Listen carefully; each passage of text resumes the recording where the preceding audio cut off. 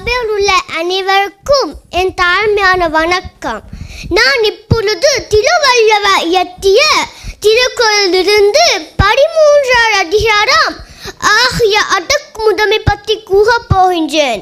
அடக்குமுறைமை என்பது நமது மனம், மொழி, உடல் ஆகியவற்றில் வழி செல்லாமல் நம் அறிவின் நல்வழியில் ஒழுகுதலை குறிக்கும். அதாவது ஐம்பொழுங்கு மடக்க வேண்டும், நம் கோபத்தை அடக்க வேண்டும். வள்ளுவர் அதை குரலில் அழகாக சொல்லியிருக்கிறார்.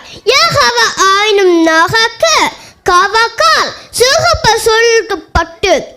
இதன் கருத்து என்னவென்றால், இதை காக்க முடியாவிட்டாலும் நம் சொல்லும் சொல்லை கட்டுப்பாட்டு வேண்டும்.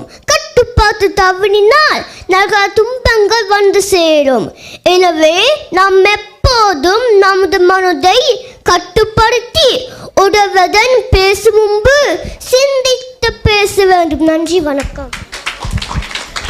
அனைவருக்கும் வணக்கம்.